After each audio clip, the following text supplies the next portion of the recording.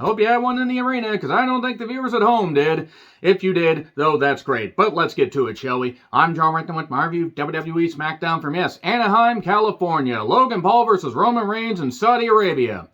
What the actual fucking shit? Can we maybe slip a little bit of info to the Saudi Arabian government that Logan Paul's last name is Khashoggi? Could we? Could we just fucking do that? It would accomplish a lot of good in this world. Anyway, nevertheless, let me know your thoughts on this show in the comments, please. Yeah, I'm not very excited about Logan Paul. You know, the guy that filmed the dead body in the Japanese forest and made fun of the Japanese culture, and I don't care that it was years ago. Everybody does dumb shit when they're young. That was fucking abysmal and unforgivable. Sure, he's overperformed. He's over-delivered in his 2 matches. Great. Fucking great. You know what? Now it's the law of diminishing returns. He got booed the fuck out of this building because Anaheim didn't fucking care. They also didn't care about much of this show. They popped for a few things, but this was not really a great Smackdown. The Pyro opening was cool. Unfortunately, Michael Cole's here, and unfortunately, Corey Graves is here for the 2nd week in a row. You can bring somebody else. Nigel McGuinness isn't doing anything. Fucking hell, just bring somebody in that isn't Corey Graves, the dollar store CM Punk wannabe that tries to be Bobby Heenan and Jesse Ventura, Human Centipede together, but only Bobby Heenan now, and Bobby Heenan as a corpse would be better than Corey Graves on commentary. So, Logan Paul kicks off the show, and it goes to shit. There are people that like him, that's fine. You want to like him, that's great. He's challenging Roman. They're going to have a press conference. Heyman comes out to try and save this. Heyman is not, that good of a magician. He's really, really good, even at this stage of his career and his life, but goddamn, he couldn't save this. The Bloodline was out there. Sami Zayn was also out there. This went on forever, for fucking ever. Sami Zayn tried to salvage it, I guess, as much as he can try to salvage anything. And then he's knocked down. Here's Ricochet. Team him up. Logan balled. Anyway, Ricochet then took on Sami Zayn in a match that, well, it was fine. It wasn't bad. I know some people are enjoying the Sami Zayn Bloodline storyline. And sure, there are elements that aren't that bad. Here's the thing. It's been going on forever. It's not even long-term storytelling. To me, it's just at the point where, okay, Roman is part-time.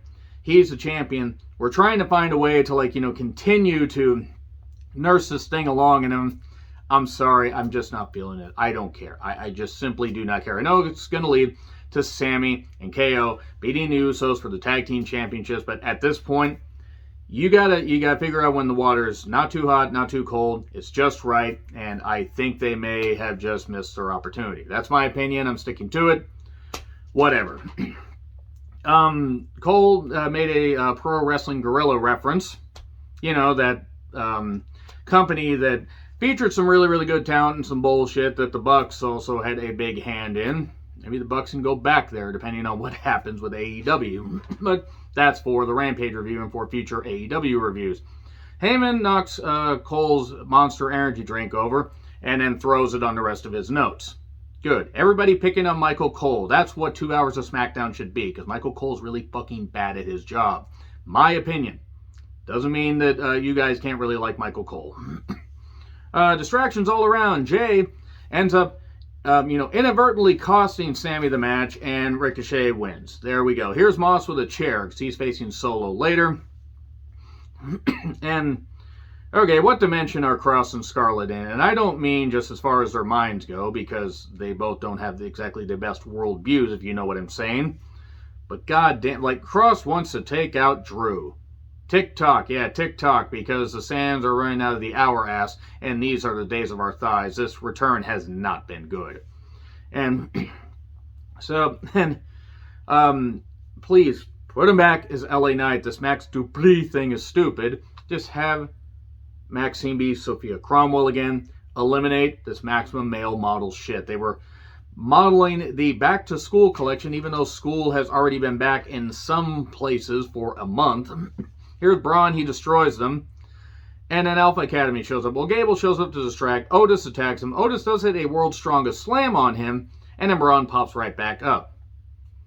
Triple H is not the fucking savior of WWE. He's done some good, but some of the rehires that he's done, goddamn, Braun has done just about everything that he could fucking do in WWE. And I didn't really miss him.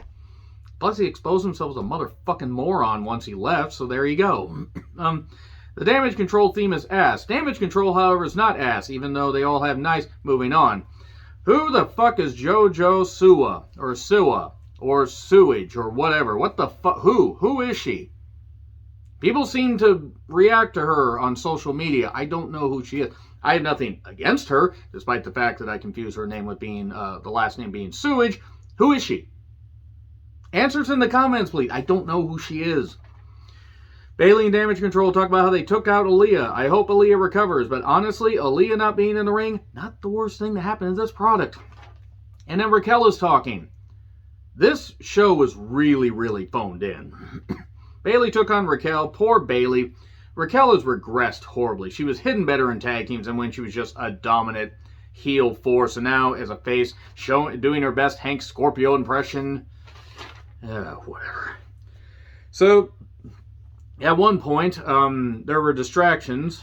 Then Dakota inadvertently topping Bayley because Raquel put her on her and then did that top rope elbow, nearly crushing both of them. I imagine if Raquel wanted to, she would have injured everybody in the ring, the referee, and half the people in the first 3 rows because she's just that careless and not very good. Io in fishnets distracts Raquel and me and many others, and then Bayley wins. Okay, Lisa Rosette. Here's Shotzi. Welcome to the ball pit. And people like Shotzi is what Michael Cole said. Hulk Hogan apparently took over Michael Cole. So, I guess Shotzi's being featured. You know what? As long as Shotzi's doing better, because I know that she suffered some losses, personal losses earlier this year, I hope she's all right. And Kayla is interviewing Ronda for about 30 seconds, if that, and then Liv interrupts.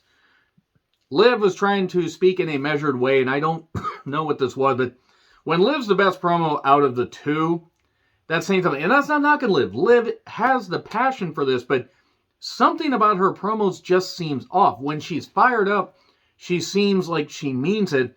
This was a little measured, but also felt very stilted. I'm not feeling this feud, but she says she wants to beat Ronda in an Extreme Rules match. Okay, have Shayna interfere, cost Ronda, and then you can do that because Ronda really shouldn't hold a championship again, and she should be done by the time WrestleMania 39 comes around because this whole return has been a fucking flop.